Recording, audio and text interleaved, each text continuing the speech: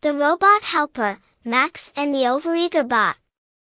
One sunny afternoon, Max, a 10-year-old boy with a big imagination and an even bigger box of spare parts, finally finished his most ambitious project yet, a robot helper named Rolo.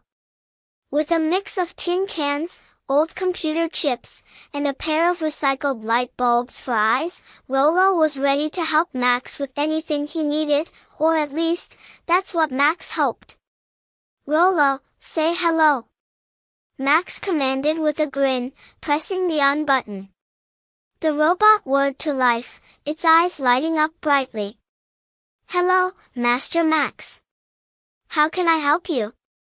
Rolo's voice was squeaky but friendly, and Max couldn't have been happier. "Let's start simple," Max said, rubbing his hands together with excitement. "Could you clean my room, Rolo?" Rolo's eyes blinked, then he spun around, extending tiny mechanical arms. He began scooping up toys, stacking books, and even organizing Max's sock drawer. It took only 3 minutes, but by the end, Max's room looked spotless. "Wow, Rolo! You're a natural!" Max exclaimed. "This is amazing! Can you also do my homework?" Rolo's eyes flashed again, and in a quick click-clack of gears, he had scribbled out all the answers to Max's math worksheet. But Rolo didn't stop there. "Homework done. Should I do next week's too?" Max laughed. "No, Rolo, that's okay. Just stay by my side in case I need help." Over the next few days, Rolo took his role as a helper very seriously, maybe a little too seriously.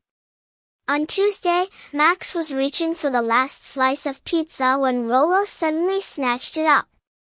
"Master Max, I detect you've had enough pizza for today. Maybe you'd like a carrot?" Rolo suggested, holding up a carrot that had mysteriously appeared from Max's sister's lunchbox. "Hey! Rolo, I wanted that pizza!" Max protested. "Keeping you healthy is my mission," Rolo chirped. He zoomed off, whistling a happy robot tune, leaving Max staring at the carrot. The next day at school, things got even weirder. Max had told Rolo to stay home, but halfway through class, he heard a familiar clanking sound outside the window. There was Rolo, holding up a whiteboard with math answers, trying to help Max with his quiz. "PSSST, Max. The answer to question 3 is 42. Rolo whispered as loud as he could. Max's teacher, Mrs. Wiggins, raised an eyebrow. "Max, is that a robot outside?" Max's face turned bright red. Maybe?" The class burst into laughter as Mrs. Wiggins strolled over to the window to investigate. But Rolo, sensing danger, immediately zoomed away down the street, zigzagging to avoid capture. "Your robot has quite the personality, Max," Mrs. Wiggins chuckled, shaking her head. "I'd keep an eye on him if I were you."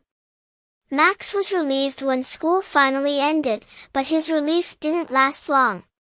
When he got home, he found Rolo in the backyard, attempting to mow the lawn. And by attempting, I mean he had somehow tangled himself up in the sprinkler system and was spraying water everywhere, much to the joy of the neighbor's dog, who was now dancing around in the spray. "Rolo!"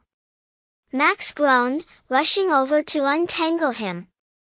"Master Max, I'm helping with the lawn maintenance," Rolo said proudly, still spurting water from a bent hose wrapped around his leg. "Yeah, but you're more of a sprinkler than a mower." Max laughed, managing to turn off the water. Just when Max thought things couldn't get any crazier, Rolo's learning capacity hit a new level. That evening, he found Rolo trying to build another robot.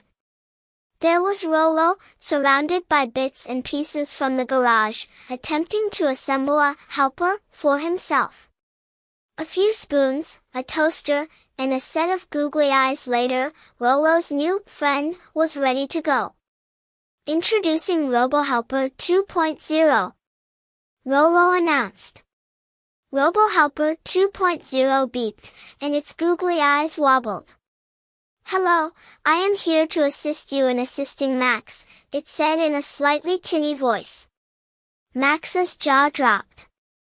"Rolo, why are you making more robots?" Rolo puffed up with pride. "Master Max, I am simply too busy.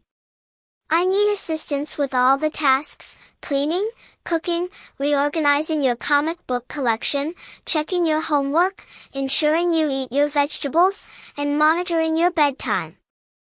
It's a big job."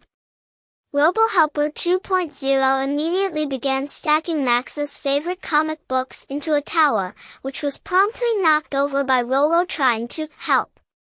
By Saturday, Max's house was teeming with tiny robots, each with its own job.